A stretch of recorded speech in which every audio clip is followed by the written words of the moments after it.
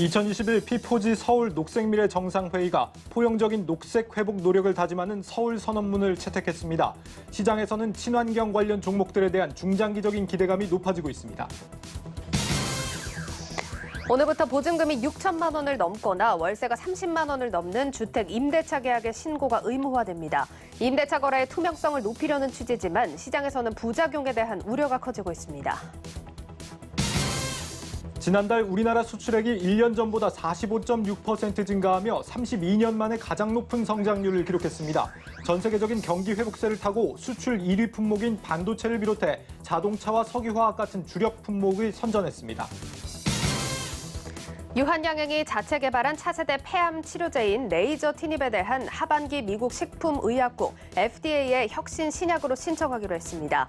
레이저 티닙에 대한 개발 성과가 오는 4일 열리는 미 임상종양학회에서 발표되면 혁신 신약 승인 가능성을 더 높일 것으로 전망되고 있습니다.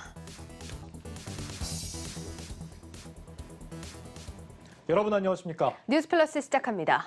우리나라가 개최한 첫 환경 분야 다자회의 P4G 서울 녹색미래 정상회의가 성공적으로 마무리됐습니다. 정상들이 채택한 서울 선언문에는 기업들의 ESG 활동 강화를 비롯해 기후 위기를 극복을 위한 실천 의지가 담겼습니다. 정원우 기자입니다. 녹색 미래를 만드는 기후 행동에 학계, 기업, 시민사회를 비롯한 모든 인류가 바로 지금 적극 동참하는 중요한 시작점이 되기를 기대합니다. 녹색 실천, 지금 시작합시다. 문재인 대통령의 폐회사를 끝으로 P4G 서울 녹색미래 정상회의가 막을 내렸습니다. 폐막에 앞서 열린 정상토론 세션에서 문 대통령은 한국이 선진국과 개발도상국을 연결하는 가교 역할을 하겠다고 강조했습니다.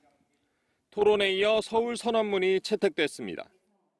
파리 기후협정 이행 첫 해인 올해 각국의 실질적인 기후 행동을 재촉하고 특히 기업들의 ESG 활동 강화를 촉구하는 내용이 포함됐습니다. 우리는 기업이 ESG를 지금보다 더 중요하게 여길 것을 촉구합니다. 경제 사회 구조 전반을 저탄소 방식으로 전환해야 미래 세대가 생존할 수 있다고 믿습니다. P4G는 각국 정부뿐만 아니라 국제기구, 기업, 시민사회까지 참여하는 글로벌 협의체입니다. 서울 선언문 채택으로 우리나라의 책임감도 더 커졌습니다. 문 대통령은 지난해 탄소중립 2050 선언에 이어 이번 정상회의를 계기로 직속위원회를 출범시켰습니다. 온실가스 감축 목표를 상향해 올해 11월 유엔에 제출하기로 했고 2023년 유엔 기후변화 당사국 총회 유치 의지도 드러냈습니다. 기후위기 대응이 피할 수 없는 과제가 되면서 선도국가 도약을 위해 우리 사회 전반에 걸쳐 저탄소 경제로의 전환 이행이 가속화될 것으로 보입니다. 서울 선언문 채택으로 이틀간의 P4G 서울 정상회의가 막을 내렸습니다. 이번 정상회의는 탄소 중립 2050 목표를 내건 우리나라의 기후 대응 리더십을 국제사회에 알리는 계기가 됐습니다. 한국경제TV 정원우입니다. 이번 서울 선언문이 채택되면서 친환경 관련주에 중장기적으로 상승 모멘텀이 마련됐다는 분석이 나옵니다. 그간 금리 상승 우려로 부진한 흐름을 보였던 관련주들의 기대감이 커지고 있습니다. 이어서 정희영 기자입니다. 최근 부진한 주가 흐름을 보이던 친환경 관련주.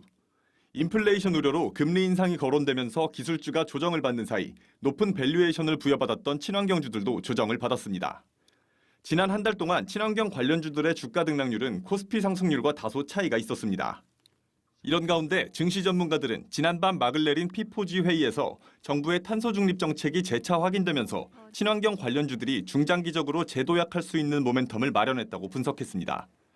아직 세부적인 정책이 공개되진 않았지만 친환경 기조에는 변함이 없는 만큼 성장세가 이어질 수 있다는 겁니다. 친환경 산업의 성장에 대해서는 의심할 여지는 없고요. 각국의 정책이 점점 강화되고 있는 상황에서 모멘텀이 좀 되고 있는데 이번 회담 자체가 어떠한 친환경 산업의 중장기 성장에 대해서 다시 한번 확인하는 어떤 계기가 된 게 아닌가 그렇게 생각합니다. 아울러 국내뿐 아니라 세계 각국이 탄소 중립에 속도를 내며 탄소 배출권 가격도 연일 고점을 높이고 있는 상황. 런던 ICE 선물거래소에서 탄소 배출권 가격은 연초 대비 50% 넘게 급등했습니다. 이에 따라 휴캠스, 후성, 캠트로스 등 탄소 배출권 사업을 하고 있거나 탄소 배출권을 획득한 기업들의 향후 실적 개선도 예상된다는 분석이 나옵니다. 탄소 배출권 국내 3기가 이제 하반기부터 본격적으로 시작하기 때문에 지금 현재 가격보다는 탄소 배출권 가격이 우상향할 가능성이 높다고 보고 있고요. 판매 물량은 거의 매년 비슷한데 이제 가격에 따라서 실적에 바로바로 반영이 되기 때문에 하반기에 가격이 상승하게 됐을 때 실적에도 크게 좋게 영향을 줄 가능성이 당연히 높다고 보고 있습니다. 이번 서울산업문과 더불어 지난주 국민연금도 탈석탄 투자를 선언했다는 점 역시 중장기적으로 친환경 관련주의 상승 동력에 힘을 보탤 것이란 전망입니다.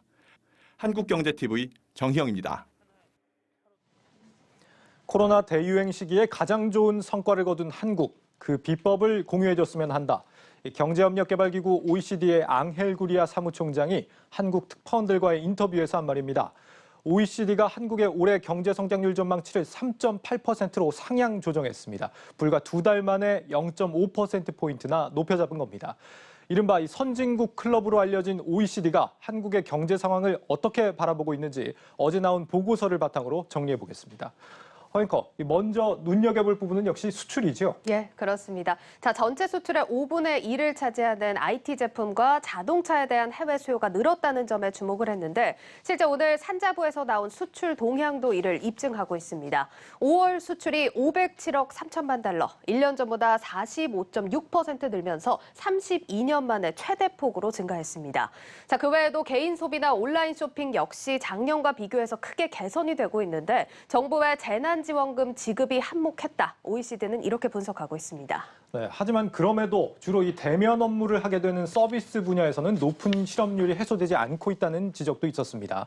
결국 이 내수 경기는 방역 상황하고 맞물리는 것 같고 이 정부의 재정 정책에 대해서는 계속 확장적으로 운영하라는 그런 조언을 내놨죠. 예, 그렇습니다. 코로나 시국에 취약한 가정과 중소기업을 지원할 수 있는 좋은 구제책이 되고 있다는 건데 재정 적자가 물론 올해도 심해지긴 하겠지만 일단 국가 부채 자체가 적고 또 서비스 업계의 어려움을 감안해서 확장 재정 기조가 적절하다는 설명입니다. 이 비슷한 맥락에서 통화 정책에 대해서도 한동안 완화적인 기조를 유지할 필요가 있다고 조언을 했는데 지금의 물가 상승률도 일시적이기 때문에 내년에는 다시 2% 아래로 내려갈 거다. OECD는 분석하고 있습니다. 네, 글쎄, 이 부분은 이 한국은행이 보고 있는 상황하고는 조금 다른 것 같긴 합니다. OECD가 우리 경제에 대해서 대체적으로 호평하는 모습인데 우려하는 부분도 있었죠. 어떤 겁니까? 몇 가지 발언이 나왔습니다. 무엇보다 백신 접종 속도가 상대적으로 느리다는 점, 그리고 세계적인 교역 갈등 상황을 우려로 꼽았습니다. 이 백신 같은 경우에는 오늘 아침 기준으로 11.3% 수준인데 OECD 38개국 가운데 뒤에서 3, 4번째 정도 됩니다. 특히 또 한 가지 가계부채 부문을 지목을 했는데 가처분 소득의 160%에 달하는 가계부채가 거시경제 안정을 위협할 수 있다는 겁니다. 또 집값과 관련해서는 주택 공급을 늘린다는 정부 정책은 환영할 만한 일이지만 건설에 시간이 걸리면서 실제 집값에 반영되는 데는 시간이 걸릴 거란 분석도 제시했습니다. 네, 백신은 점차 속도가 붙고 있으니까 시간 문제일 것 같습니다만 이 집값과 가계부채 부분은 정말 걱정이 큽니다. 우리 정부도 이런 부분을 감안해서 정책을 잘 운영해 갔으면 좋겠습니다. 앵커 리포트였습니다.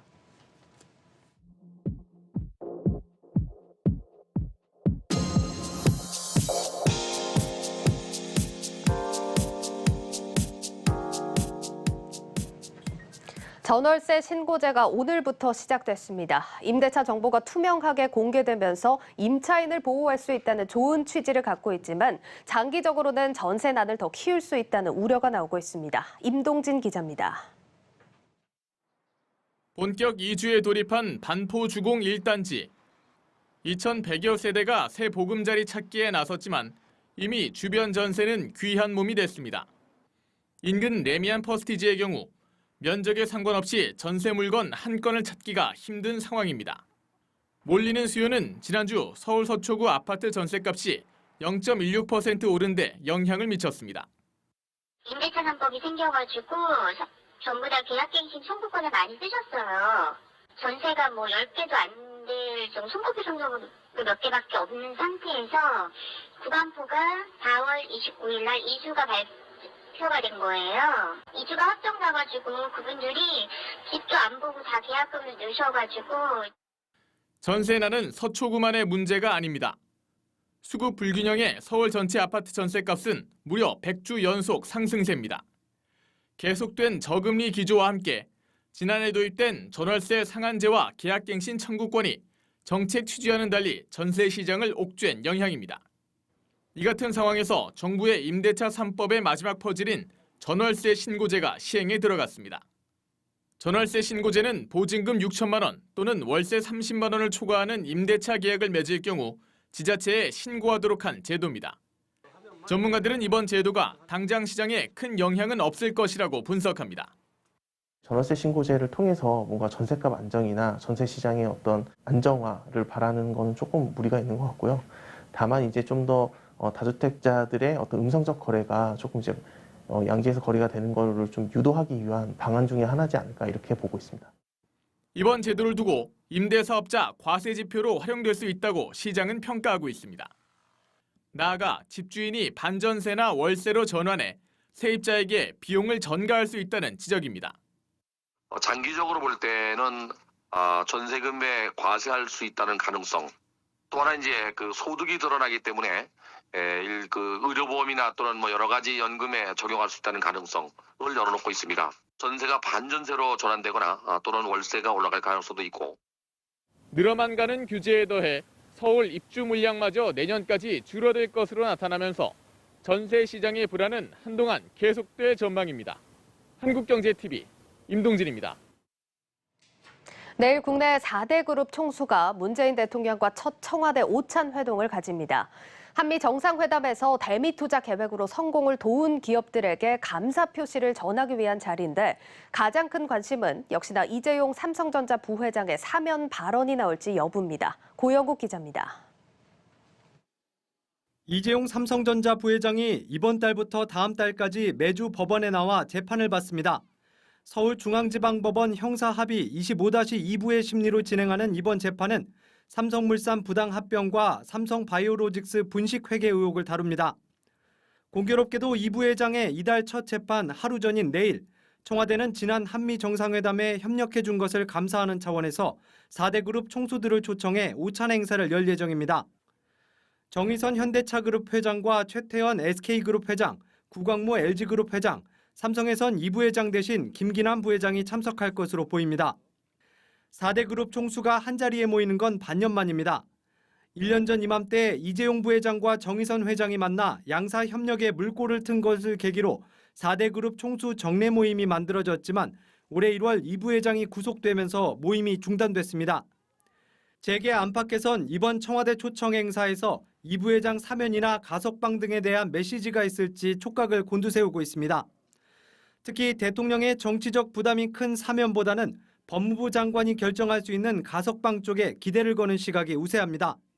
3분의 1 이상입니다. 실무적으로는 범수라든가 재질이라든가 합의력 뭐 이런 거 다 따져서 계산을 하는데 일반적으로는 80% 정도는 통과하는 걸로 알고 있습니다. 예비 심사가 7월 달이니까 완화된 기준으로 이재용 부회장은 국정농단 사건으로 징역 2년 6개월을 선고받고 1년 5개월의 형기를 채워 형법상 가석방 조건은 갖춘 상태입니다.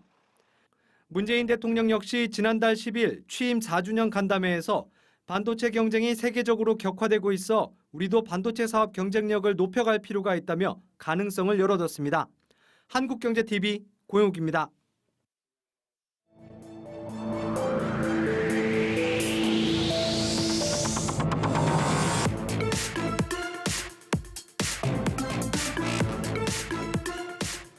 세계 최대 규모 암학회인 이 미국 임상종약학회 아스코가 현지 시간으로 오는 4일 개막합니다. 국내 제약 바이오 업체들이 신약 후보 물질을 공개하고 기술 수출로 이어지는 경우도 많아서 주목을 받고 있습니다. 관심 깊게 보셔야 할 포인트들 성장기업부 신동호 기자가 전해드리겠습니다. 신 기자, 이 아스코가 구체적으로 어떤 행사입니까? 네, 한마디로 말씀드리면 세계 최대 암학회라고 말씀드릴 수 있을 것 같습니다. 이 매년 70여 개국에서 이 암 전문의나 연구원 또 글로벌 제약사 이 임직원들이 한 4만여 명이 참석하는 세계 최대 규모의 그 학술 대회 중 하나라고 말씀드릴 수 있을 것 같은데요. 올해는 미국 동부 시간 기준으로 4일 오전 9시, 우리나라 기준으로는 4일 밤 10시에 개막을 합니다. 이번 학술 대회가 이 암 치료와 관련한 신약의 임상 데이터가 대거 발표가 되고요. 또 최신 연구개발 트렌드를 확인을 할 수 있습니다. 또 무엇보다 이 글로벌 빅파마들과의 공동 연구나 또 기술 수출을 성사시킬 수 있는 기회라서 뭐 다양한 이 제약 바이오 업계에서 관심을 갖고 있는 큰 행사 중 하나로 꼽고 있습니다. 예. 다만 코로나19 여파로 지난해에 이어서 올해도 이 온라인 비대면으로 진행될 예정입니다. 네, 국내 제약 바이오 업계도 이제 대거 참여하게 될 텐데 가장 주목받는 연구는 어떤 거예요? 네, 업계의 주목을 좀 받고 있는 것은 유한양행의 이 비소세포 폐암 치료제인 레이저 티닙 임상이라고 말씀드릴 수 있을 것 같은데요. 예. 이 레이저 티닙이라는 것은 이제 기존 치료제인 아스트라제네카의 항암제 타그리소의 내성을 개선하는 효과로 주목을 받고 있습니다. 이번 아스코에서 이 유한양행뿐만 아니라 국내사들의 성과에 전 세계가 주목하고 있는데요. 좀 더 자세한 이야기 김수진 기자가 전합니다. 올해 아스코에 참가하는 국내 제약사들의 발표에 글로벌 시장이 긴장했습니다. 국내 주요 발표는 다양한데 유한양행의 폐암 치료제 레이저 티닙 연구와 한미약품 흑색종 치료제 벨바라페닙 연구가 주목받고 있습니다. 한미약품이 2016년 제넨텍에 1조 규모로 기술 이전한 벨바라페닙은 그간 임상 소식이 지연되면서 기술 반환 우려가 지속적으로 나왔습니다. 하지만 이번 발표 논문 초록을 보면 환자에게 효과가 있다고 나타나 이를 해소했다는 평입니다. 레이저 티닙 연구는 글로벌 시장이 주목하는 가장 큰 이슈입니다. 1차 치료제를 사용한 비소세포 폐암 환자는 시간의 차이가 있을 뿐 무조건 내성이 생겨 이렇다 할 해결책이 없습니다. 일반 항암제를 사용하는 정도인데 기대 여명이 3개월 정도입니다. 그러나 이 환자에게 레이저 티닙과 얀센의 항암 신약 아미반타맙을 함께 투여하면 여명이 10개월로 연장됩니다. 의료계는 매우 고무적인 성과라고 평가합니다. 타그리소의 내성을 극복할 수 있는 최초의 병역요법의 데이터를 바이오마커 데이터와 함께 보고한 최초의 초록이라고 생각하시면 됩니다. 이 초기 임상 결과 또 바이오마커 결과는 매우 고무적이고 익사이팅하다 이렇게 말씀드리고 싶습니다. 그동안에 어떠한 치료제도 이만큼 성공을 보이지 못했기 때문이죠. 한국경제TV 취재 결과 유한양행은 올해 중 미국 FDA에 해당 치료 방법을 혁신 신약으로 신청할 계획이라고 합니다. 혁신 신약으로 지정되면 FDA가 신약의 임상 등에 관여해 심사 기간을 단축, 빠른 승인이 이뤄집니다. 모 제약사 대표 A씨는 레이저 티닙 FDA 혁신 신약 지정은 큰 무리 없이 이뤄질 예정으로 보는데 이는 곧 국산 신약이 미국 시장, 즉 글로벌 마켓으로 본격 진입한다는 뜻이라며 실제로 해외 제약사들이 무척 긴장하고 있다고 말했습니다. 국내에서 레이저 티닙은 7월부터 건강보험 급여가 적용될 예정이며 FDA 혁신 신약 지정이 이뤄지면 이르면 내년 중하반기에 환자들의 혜택을 볼 예정입니다. 한국경제TV 김수진입니다. 네, 그러니까 이 유한양에게 신약이 혁신 신약으로 지정될 가능성이 굉장히 높고 이렇게 되면서 이제 미국 시장 진출도 빨라질 걸로 보인다라는 소식까지 들어봤습니다. 네. 이 제약업계 외에도 이제 바이오업계 같은 경우도 이번 학회에 많이 참가를 한다면서요.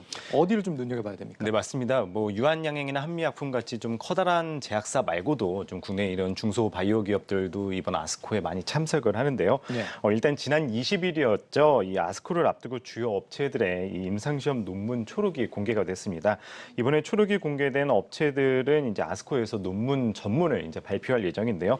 좀 주목할 이 주요 기업들을 살펴보면은요, 이 제넥신과 뭐 네오이뮨텍, 메드팩토, 젠백스, 이 뷰노 등을 꼽을 수 있습니다. 네. 이 가장 먼저 제넥신 같은 경우에는 이 자궁경부암 치료제죠.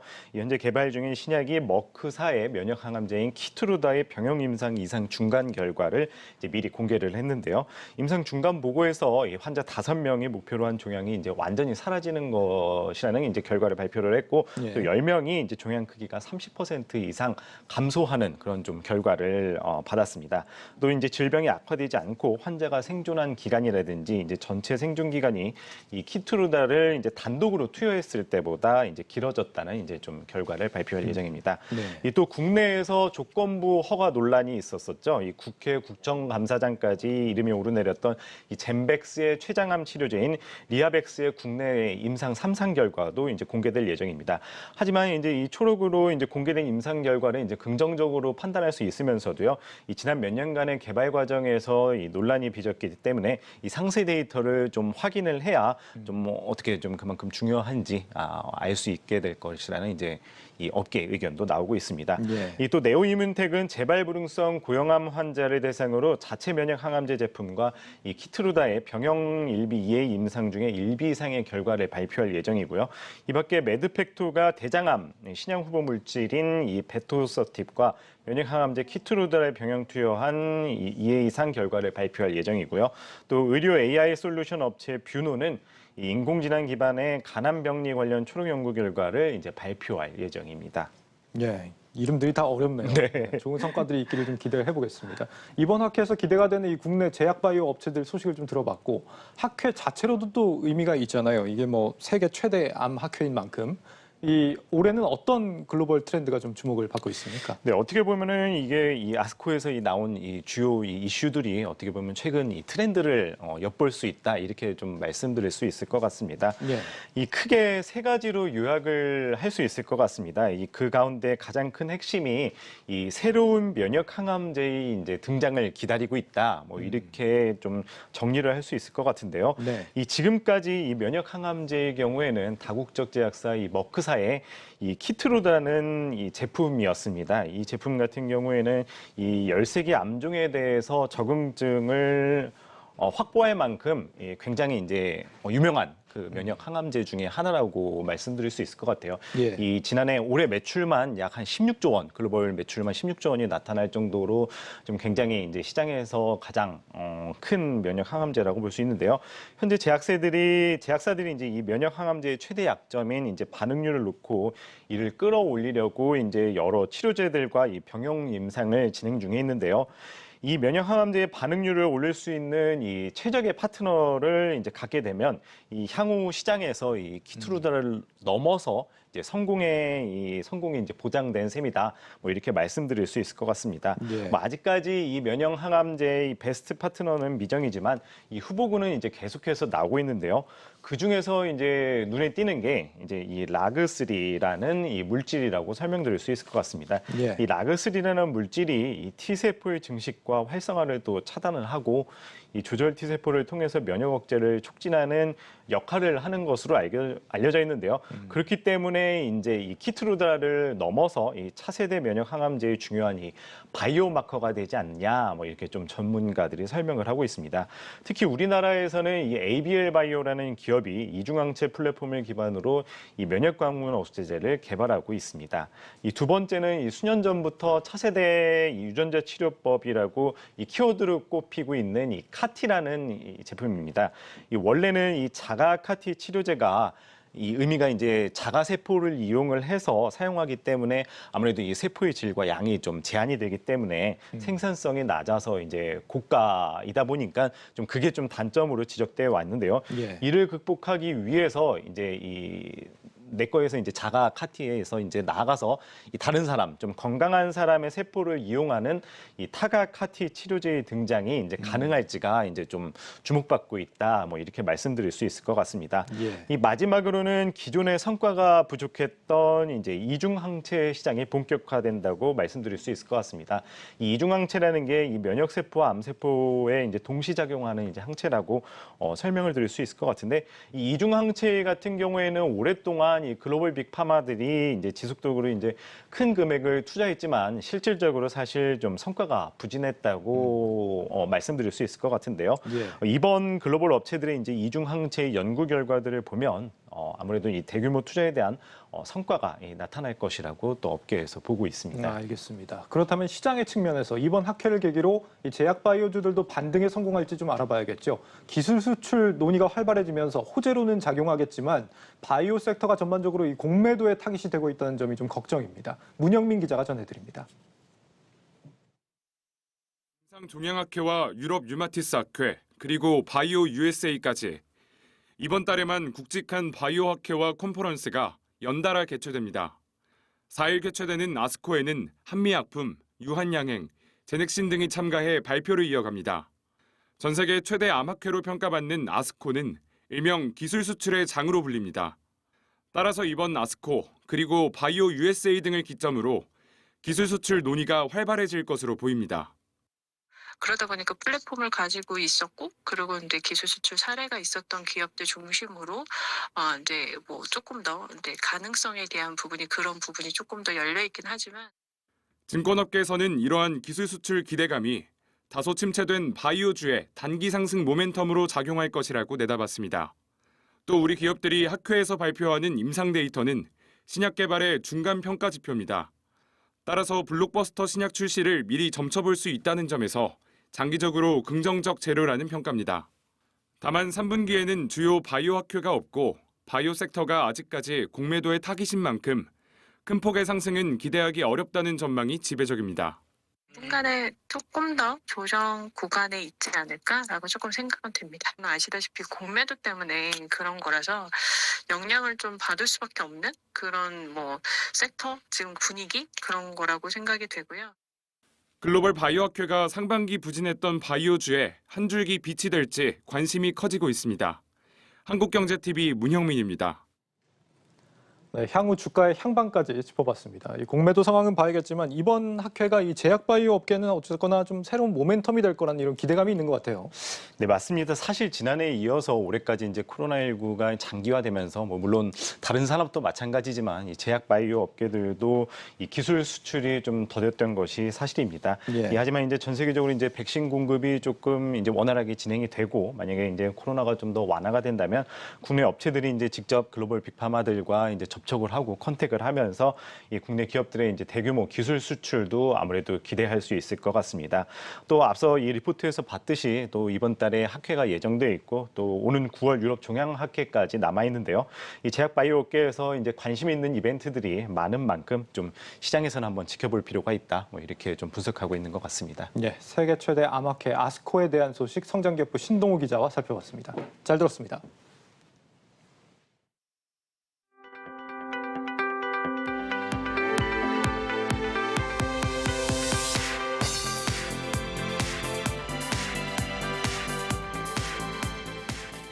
하나은행이 임시주총에서 글로벌 지급결제 플랫폼 서비스 자회사 설립 안건을 통과시켰습니다.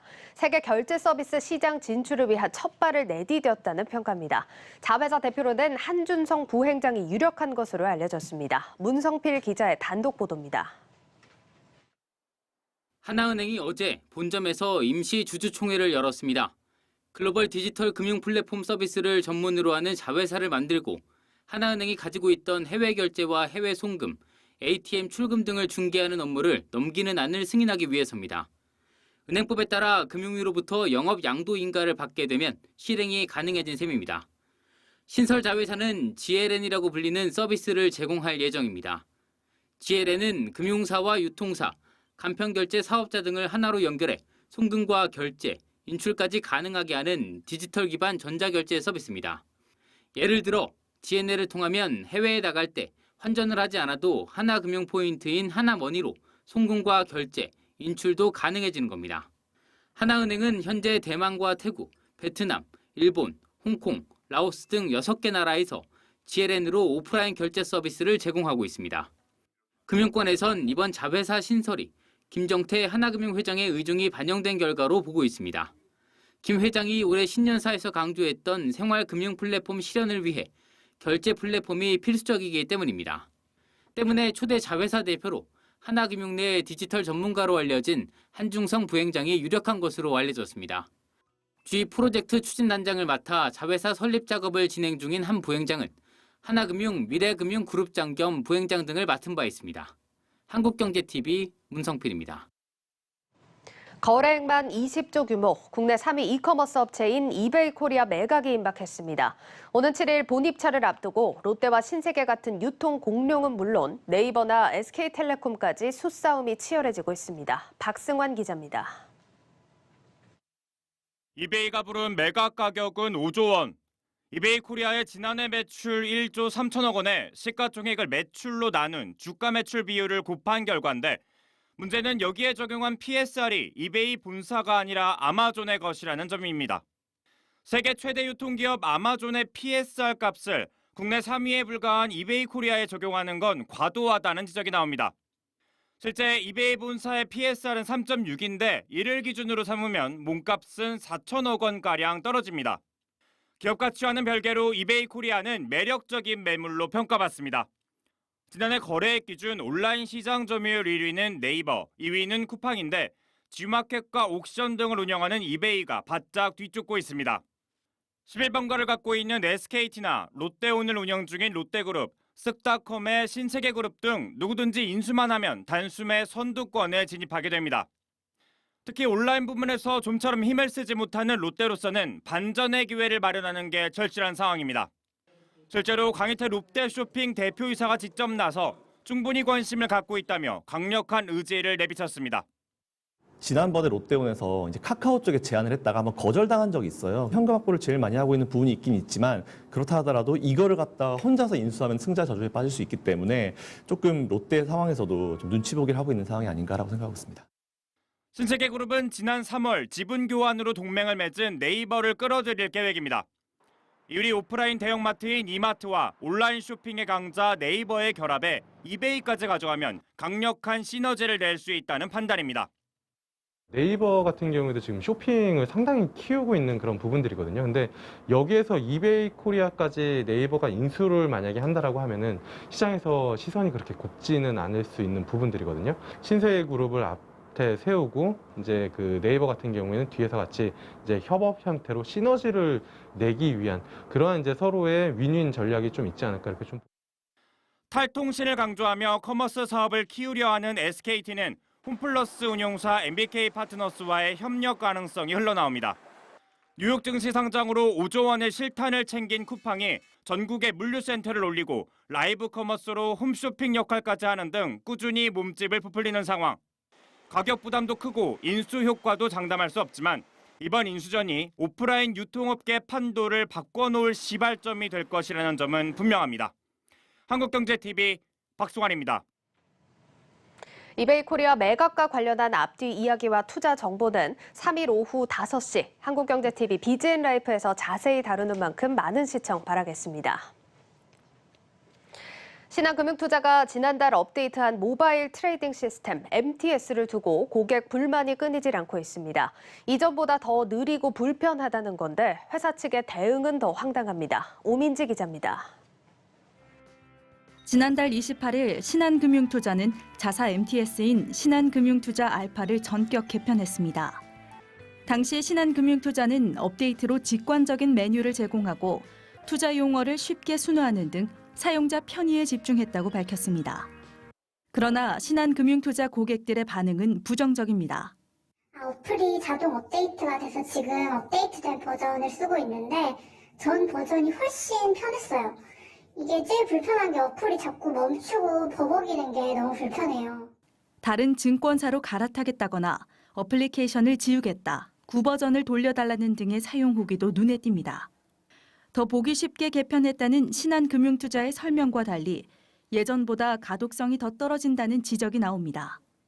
종목이 두 줄에 걸쳐 나열돼 보유 종목과는 구분이 가지 않는다거나 현재 주문 가능 현금 잔액을 잔고 내역에서 바로 확인할 수 없다는 겁니다. 또 앱 로딩 시간과 메뉴 전환 속도를 개선했다는 소개와 달리 고객들은 오히려 앱이 꺼지거나 버벅이는 등 더 무거워졌다고 말합니다. 줄줄이 달린 고객 불만 후기에는 앞으로 개선하겠다, 유관부서에 전달하겠다는 형식적인 답변뿐입니다. 고객들은 신한금융투자의 대응이 더 황당하다는 반응입니다. 업데이트 다음 날인 4월 29일 고객 불만으로 애플리케이션 평점이 1점대까지 떨어지자 신한금융투자는 리뷰 이벤트를 열었습니다. 평점과 리뷰를 남기고 리뷰 내용을 복사해서 입력하면 추첨과 선착순으로 스마트폰이나 현금을 지급한다는 겁니다. 앱을 다운받고 후기를 올리는 구글 플레이에는 이벤트 시작일인 5월 3일을 기점으로 좋은 평점이 달리기 시작했고 현재는 4.6점까지 올랐습니다. 문제는 신한금융투자 MTS와 관련한 고객들의 불만이 이번이 처음은 아니라는 점입니다. 지난 1월에도 MTS 오류로 장 시작 후 20분 동안 접속이 되지 않아 15% 손실을 봤다고 토로하는 글도 있습니다. 업데이트와 MTS 안정성에 대해 신한금융투자는 고객 후기를 받아 계속 개선해 나가겠다는 입장입니다. 1분 1초가 중요한 증권거래 매매에서 MTS와 관련된 잡음이 이어지고 있는 신한금융투자. 기술적 보완으로 고객들의 마음을 되돌릴 수 있을지가 관건입니다. 한국경제TV 오민지입니다. 2억 원 기획재정부 제1차관이 5월 소비자 물가가 높은 수준이 될 거라고 내다봤습니다. 이 차관은 오늘 거시경제금융회의에서 비교 기준인 지난해 5월 물가가 매우 낮아 올해 5월 물가가 높게 형성될 수 있다며 올해 2분기 소비자 물가가 일시적으로 2%를 넘길 수 있다고 말했습니다. 정부는 내일 물가 관계 차관 회의에서 물가 안정 조치를 발표할 예정입니다. 송영길 더불어민주당 대표는 최근 SK하이닉스와 삼성전자 등이 중소기업계와 확실한 상생을 약속했다고 밝혔습니다. 송 대표는 오늘 중소기업 중앙회에서 중기업계와 타운홀 미팅을 하고 반도체 산업을 적극 지원할 예정이지만 그 조건은 1, 2차 벤더에 대한 최소한의 이윤이 담보돼야 한다며 이같이 말했습니다. 또 국가가 대기업만 지원하는 것은 명분이 없다며 상생에 대한 약속 이행을 점검하면서 정부 지원을 연계하겠다고 덧붙였습니다.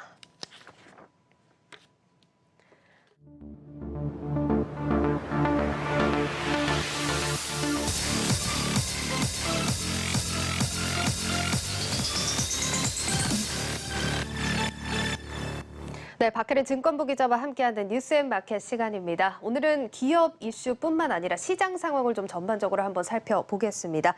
자, 박혜린 기자 나와 있습니다. 박 기자, 벌써 6월이 됐습니다. 지난달 초 생각을 해보면 공매도 우려 때문에 또 걱정하시는 분들이 많았을 것 같은데 벌써 한 달이 지났습니다. 한 달 동안 공매도 어떤 영향을 끼쳤는지 한번 살펴볼까요? 네, 먼저 말씀을 드리면 오늘 내용을 듣고 조금 의아하게 느끼시는 분들도 많을 것 같습니다. 지난 한 달간 공매도 영향이 우려했던 만큼 크지 않은 것으로 집계됐기 때문입니다. 지수로 보면 코스피는 5월 한 달간 2% 가까이 올랐고 코스닥은 1%가 채 되지 않게 빠졌습니다. 공매도 재개 대상인 코스피 200, 코스닥 150으로 계산해 보더라도 영향은 미미한 것으로 집계가 됐고요. 전반적으로 보면 이렇게 공매도 영향이 크진 않았지만 사실 자신이 갖고 있는 종목별로 체감하는 정도는 조금씩 달랐을 겁니다. 그렇습니다. 사실 뭐 업종별로 수급이 워낙 또 차이가 났기 때문에 개인별로 다 다르시겠지만 어쨌든 좀 전반적으로 평가를 했을 때 좀 조심스럽게 얘기를 해보자면 좀 작게 위축된 정도였다 이렇게 평가를 할 수가 있겠네요. 네, 외국인 매도세가 지난 3월 이후 최대 규모였으니까 시장이 위축될 수밖에 없었습니다. 다만 증권업계에선 공매도로 인한 영향보다는 미국발 인플레이션과 테이퍼링 우려감이 더 크게 작용한 것으로 보고 있습니다. 공매도 재개는 촉진제 역할 정도에 불과했다는 분석입니다. 종목으로 살펴보면 5월 한 달간 공매도 거래가 가장 많이 이뤄진 종목이 삼성전자와 HMM 등이었는데 삼성전자는 주가가 내려가긴 했지만 이 반도체 공급 부족에 따른 영향이 더 주요하게 작용한 것으로 업계는 풀이를 하고 있고요. HMM의 경우에는 오히려 이 기간 주가가 22%가량 상승을 했습니다. HMM 정말 대단합니다. 사실 시장에서 너무 빨리 상승하다 보니까 뭐 흠쓸나다 이런 얘기도 나오는데 HMM이 뭐 공매도에도 이렇게 끄떡없던 걸 보여주니까 어느 정도 기업이 평가를 받고 있는 좀 저력을 보여주는 것 같다는 생각도 들어요. 그렇습니다. 네, 주가가 이렇게 단기간 급등한 종목이라 오히려 공매도 세력에 타깃이 됐었는데 탄탄한 업황과 펀더멘털을 뒤집을 수는 없었던 것으로 풀이가 됩니다. 공매도 거래를 주도한 외국인조차 한 달간 2,500억 원 이상의 자금을 HMM에 넣었습니다. 다만 현재 주가를 보면 지난주 5만 원 선을 터치한 이후로 차익 실현 매물이 나오면서 오늘까지 다소 조정 국면을 겪고 있는 상황입니다. 뭐 하락하긴 했지만 그래도 상승폭 대비 생각을 해보면 소폭의 하락이라고 할 수가 있겠습니다. 자, 그러면 향후 전망 저희가 많이 들어봤지만 지금 시점에서는 또 다른 요인들이 적용이 될 것 같은데 어떻습니까? 네, 주가가 단기간 급등했기 때문에 일정 기간 조정 국면을 겪을 수도 있을 것 같습니다.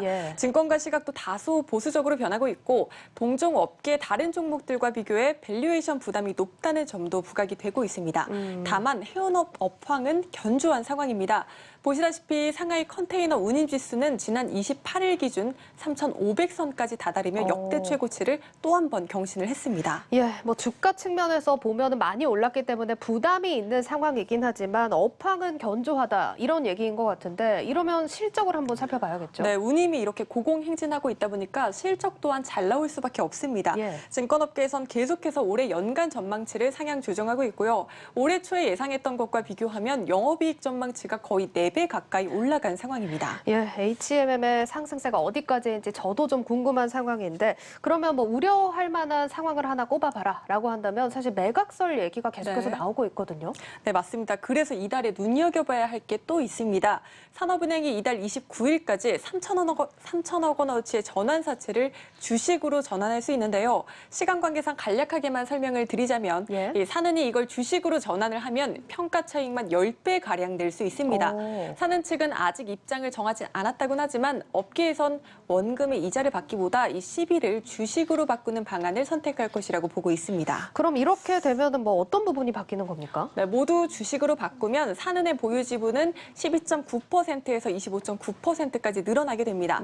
여기서 전망이 엇갈리는데 이 사는이 주식으로 전환한 후 이 물량을 시장에 내놓게 되면 HMM의 주가는 하락할 수밖에 없겠죠. 그렇죠. 네, 단 현재로선 산업은행이 시장에 물량을 내놓기보다 지분을 일괄 매각할 것이란 전망이 조금 더 우세하긴 합니다. 따라서 이 경우 매각이 본격화될 것이란 관측이 나오고 있는 상황입니다. 예, HMM 뭐 업황 최고조를 맞은 가운데 산업은행의 결정 또 지켜보셔야겠습니다. 자, 다음 주제로 넘어가 볼 텐데 사실 지난주 목요일에 박 기자가 리포트로 또 전해주셨던 소식입니다.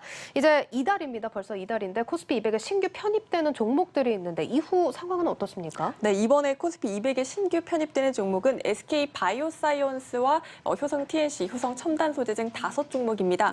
거래소가 이 종목들을 발표하면 통상 실제 편입 시점까지는 주가가 상승하는 경향을 보여왔는데 이번엔 편입과 동시에 공매도 재개 대상이 되면서 예년과는 다른 흐름이 나타나고 있습니다.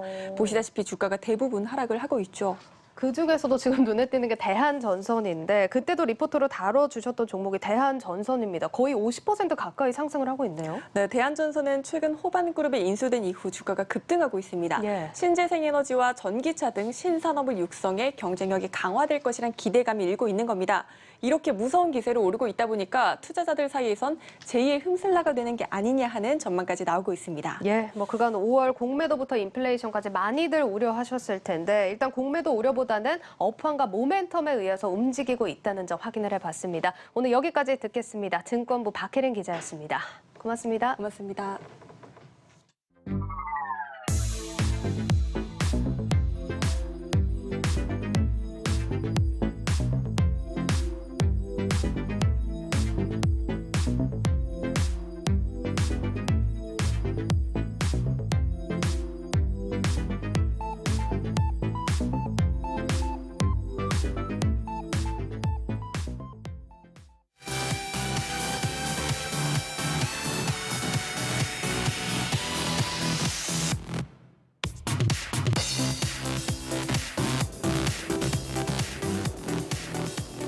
플러스픽 이지우 기자와 함께하겠습니다. 이 기자, 요즘에 일주일에 한 번밖에 안 나오다 보니까 왜 이렇게 자주 안 나오냐 이런 아쉬워하는 시청자분들이 많아요. 네, 저도 아쉽습니다. 소감이 어때요? 더 나오고 싶습니다. 아, 그게 소감입니까? 네.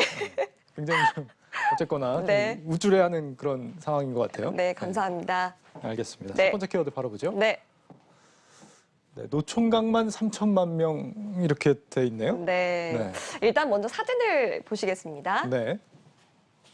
네, 이게 바로 인형과 중국 남성이 결혼을 발표한 사진인데요. 당시 시대상을 반영했다고 해서 화제가 됐습니다. 그런데 실제로 중국에서 3천만 명의 남성이 배우자를 찾지 못할 것이라는 분석이 나오고 있는데요. 아마 제가 중국으로 좀 가야 될 것 같습니다.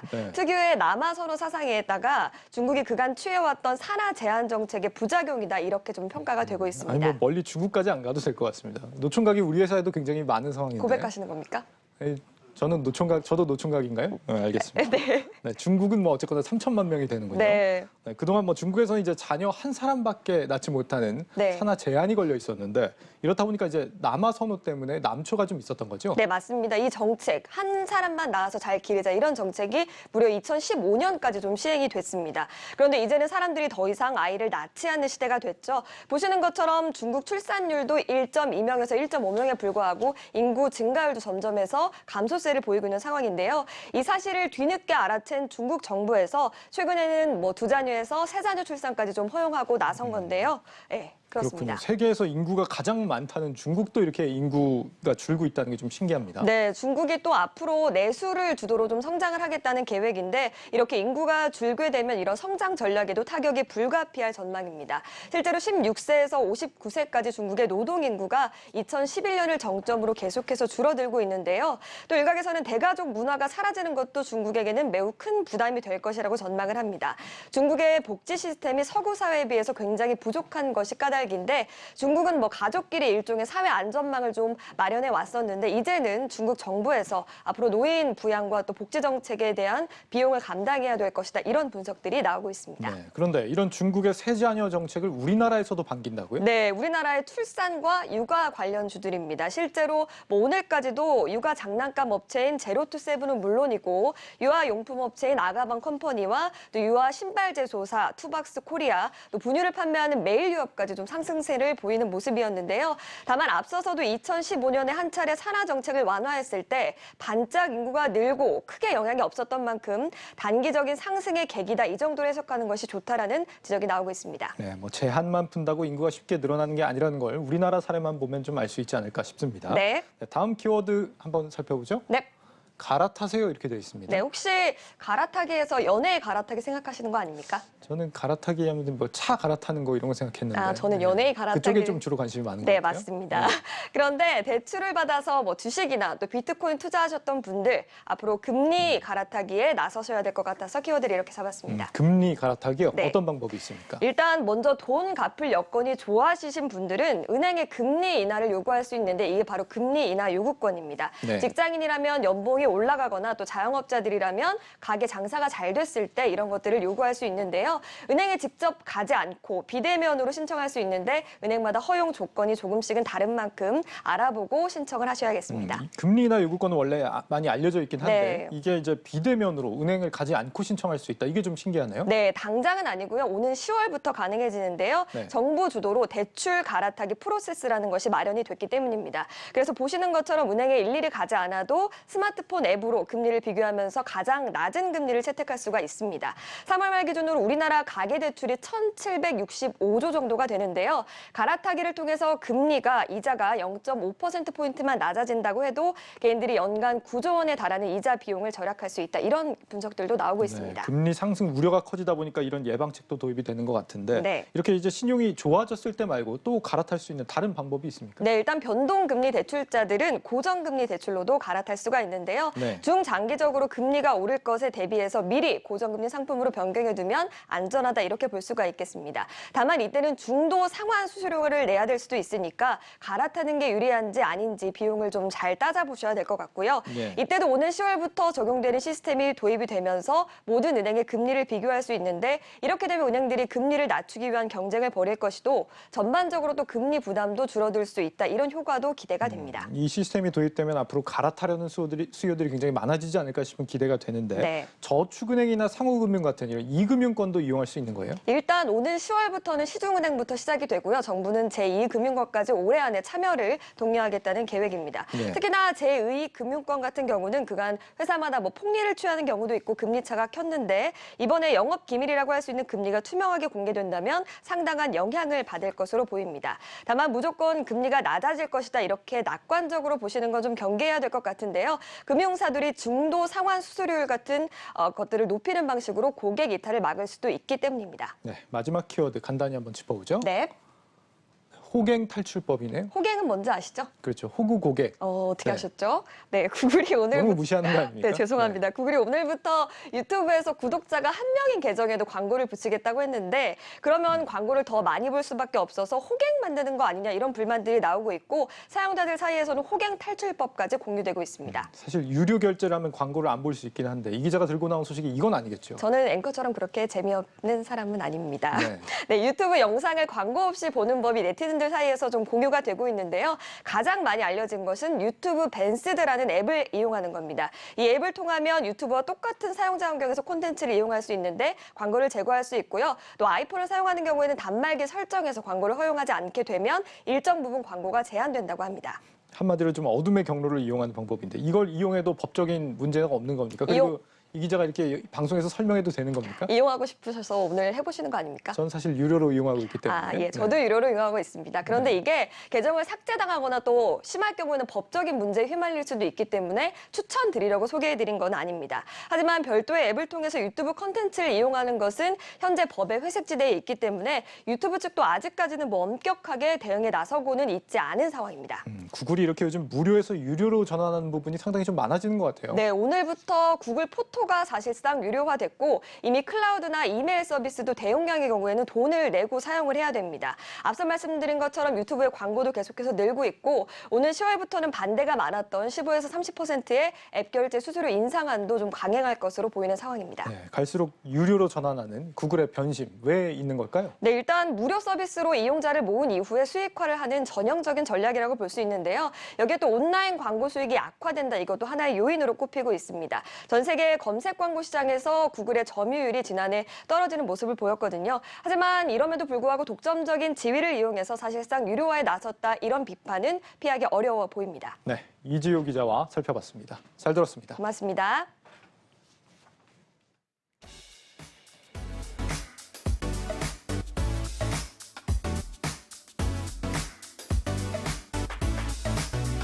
내일 주목해야 할 일정 살펴보시죠. 먼저 현지 시간 6월 1일 오펙 플러스 장관회의가 열립니다. 현재 국제유가 배럴당 70달러 선에 근접한 수준입니다. 보시다시피 팬데믹이 시작된 3월 직전 수준에 거의 도달했고요. 이미 돌파를 한 모습도 보여주고 있습니다. 자, 이렇게 상승세가 빨라지면서 이번 회동 관심이 큰데요. 회의를 앞두고 블룸버그에서는 이렇게 예측을 했습니다. 예, 보도에 따르면 사우디를 비롯한 산유국들 이제 공급 과잉 시대가 지났다고 보고 있는 건데요. 따라서 오는 7월까지 점진적으로 현재의 감산 기조를 완화한다, 이런 계획을 재확인할 것이다라는 분석을 내놨습니다. 자, 지난 4월 회의에서 5월에서 7월 중에 200만 배럴을 증산하기로 결정을 했는데 최근 백신 보급 확대로 하반기 현재 석유 수요의 60%를 차지하는 글로벌 운송용 수요가 가파르게 회복할 것이라는 기대가 나오고 있습니다. 그렇기 때문에 내일 회의에서 앞서 예고됐던 200만 배럴보다 증산 규모가 커질지 여부에 주목을 해보셔야겠습니다.